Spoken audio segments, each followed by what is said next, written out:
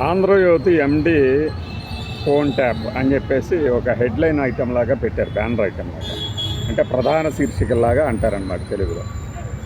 ఇక్కడ phone tapping అంటూ చేసినప్పుడు ఇక ఆంధ్రజ్యోతి ఎండీనా, ఆంధ్రప్రభ సిఇఓనా ఇవన్నీ ఏం చూడరు కదా. అయితే ఆ ఫోటో వేసిన విధానం సిట్ కూడా నిర్ధారించింది. అంత తర్వాత నవ్వొచ్చింది. ఎందుకంటే ఇప్పుడు ప్రధానమంత్రి నరేంద్ర మోడీ గారితో ముఖ్యమంత్రుల సమావేశాలు జరుగుతున్నప్పుడు ఈయన పక్కనే ఉండి చూసినట్లు అమిత్ షా ఫుల్గా వార్నింగ్ ఇచ్చి పంపించాడు, వీళ్ళకి పంపించారు, వాళ్ళకి తలంటారు, క్లాసు బీకారు అని వార్తలు రాసినప్పుడు అనుకునేవాళ్ళం కదా, ఈయన పెద్ద ఫోన్ పెట్టాడు, లేకపోతే ఈయన పెద్ద కెమెరా పెట్టాడు. అట్లాంటిది ఈయనకి కెమెరా పెడుతున్న విషయం ఈయన గమనించలేదా? ఖచ్చితంగా ట్యాప్ జరిగే ఉంటుంది, అందులో సందేహం లేదు. ఎందుకంటే చిన్న చితకా లీడర్లను కూడా వదలనటువంటి వాళ్ళు పెద్ద పెద్ద వాళ్ళని ఎందుకు వదులుతారు? పైగా పర్టికులర్గా మన మీద వ్యతిరేకంగా వార్తలు రాస్తున్నారంటే ఎందుకు వదులుతారు?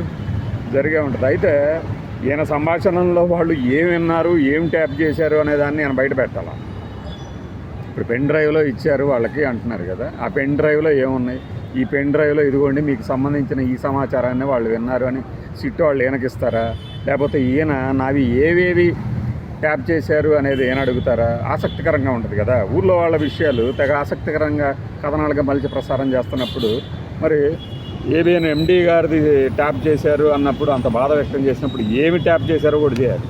ఎందుకంటే ఫలానా మంత్రి, అప్పటి మంత్రి గారితో ఈ హీరోయిన్ రాసరళ్ళు, ఈ హీరోయిన్తో అలా లొంగదీశారు, ఇలా లొంగదీశారు అనే కథనాల మీద ఉన్న ఇంట్రెస్ట్ మన మీద కూడా ఉండాలిగా.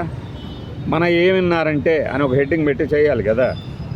ఇదేమి అతన్ని ఏదో బ్యాడ్ చేయాలనో, అతని బ్యాడ్ ఇమేజ్ క్రియేట్ చేయాలనో కాదు, కొత్తగా మనం చేసేదే ఉంది. కానీ అది కాదు, వార్తలు ఈ దూరంలో రాసే వాళ్ళకి వాళ్ళ మీద అలాంటి వార్తలు వస్తే ఎలా ఉంటాయి అనేది తెలియజెప్పడానికి అనమాట. శకునం చెప్పే బల్లి కుడుతులో పడితే ఏమవుద్ది? ఇదే అవుతుంది.